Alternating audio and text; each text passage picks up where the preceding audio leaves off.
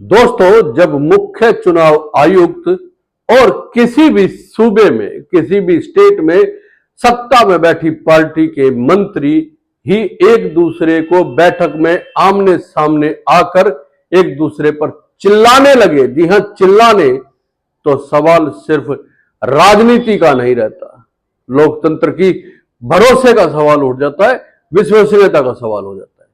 क्या पश्चिम बंगाल के चुनाव से पहले लोकतंत्र की सबसे बुनियादी चीज मतदाता सूची सबसे बड़ा राजनीतिक हथियार बन गई है दोस्तों?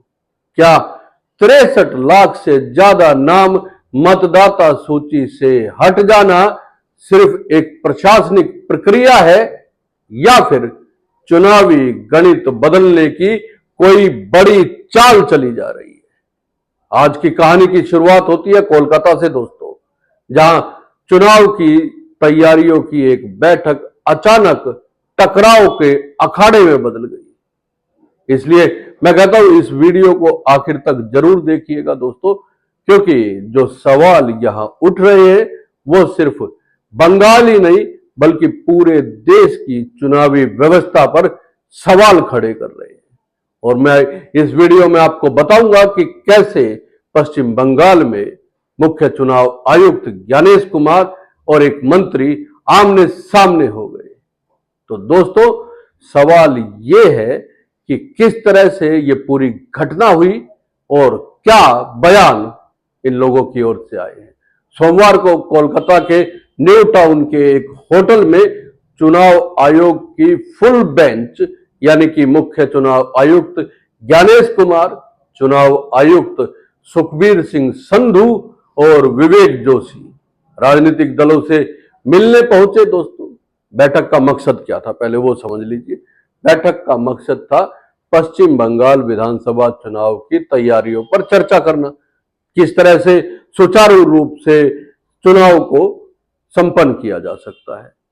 लेकिन जैसे ही मतदाता सूची से नाम हटाने का मुद्दा उठा दोस्तों, यानी कि एसआईआर के माध्यम से जो नाम काटे गए हैं, तो माहौल गर्म हो गया।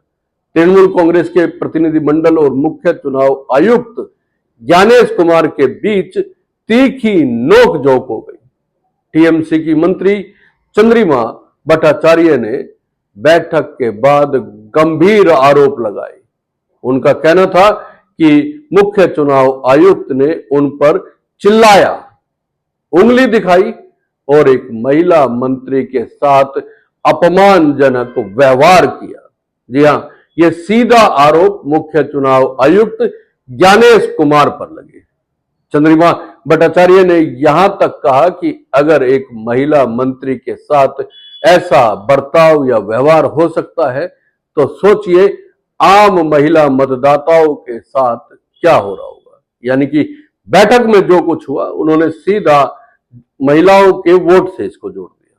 उन्होंने आरोप लगाया कि मतदाता सूची से बड़ी संख्या में महिलाओं के नाम हटाए गए हैं और इससे मेल फीमेल रेशियो में बदल गया या बदलाव आ गया है, यानी कि एक अनुपात जो मेल फीमेल वोटर्स का है वो भी बदल गया है।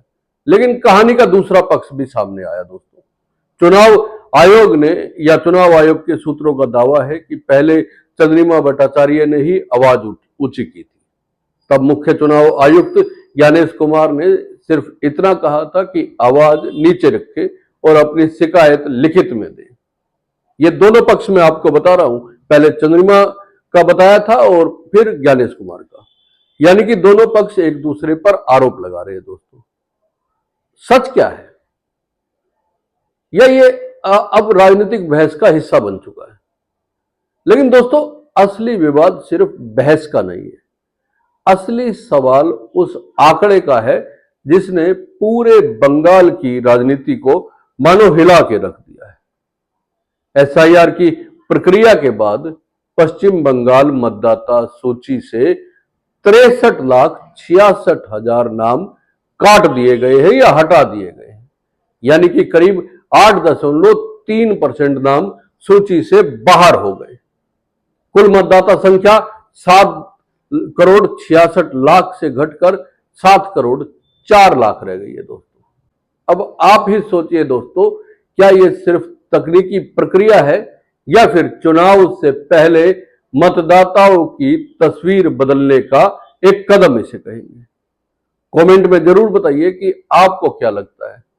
क्या ये सामान्य प्रक्रिया है या बड़ा राजनीतिक विवाद है? दोस्तों, टीएमसी का आरोप है कि दूसरे राज्यों में एसआईआर प्रक्रिया पूरी हो चुकी है, लेकिन बंगाल में मामला सुप्रीम कोर्ट की निगरानी के भीतर है और असली मतदाताओं को परेशान किया जा रहा है।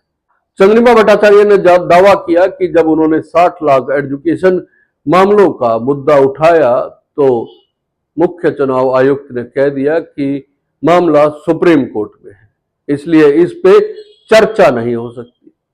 दिलचस्प बात यह भी है कि उसी दिन सुबह जब मुख्य चुनाव आयुक्त ज्ञानेश कुमार काली घाट मंदिर पहुंचे तो उन्हें विरोध का सामना करना पड़ा। वहां उन्हें काले झंडे दिखाए गए और ज्ञानेश कुमार वापस जाओ के नारे भी लगे। दोस्तों, यानी कि विवाद अब सिर्फ बैठक के कमरे तक सीमित नहीं रहा, बल्कि सड़कों पर पहुंच चुका है। बैठक में एक और अहम मांग भी उठी। दोस्तों, टीएमसी, बीजेपी और सीपीआई समेत कई दलों ने कहा कि पश्चिम बंगाल में चुनाव 1 या 2 चरणों में ही करवाए जाएं। साथ ही यह भी मांग थी कि चुनाव शांतिपूर्ण हो, केंद्रीय सुरक्षा बलों की ज्यादा तैनाती हो और क्रूड बम, अवैध हथियार और मनी मसल पावर पर सख्ती से रोक लगे। मुख्य चुनाव आयुक्त ज्ञानेश कुमार ने भरोसा दिलाया कि चुनाव पूरी तरह से निष्पक्ष और पारदर्शी और शांतिपूर्वक होंगे। लेकिन दोस्तों, शांतिपूर्वक चुनाव कैसे होंगे, यह बड़ा सवाल है, जब चुनाव से पहले ही सत्ताधारी पार्टी और मुख्य चुनाव आयुक्त आमने सामने दिखाई दे रहे हैं। तो आपका क्या मानना है दोस्तों? कमेंट करके जरूर बताइए। और ये वीडियो अगर आपको पसंद आया है तो लाइक कीजिए, शेयर कीजिए और चैनल को सब्सक्राइब करना ना भूलें। जय हिंद, नमस्कार दोस्तों।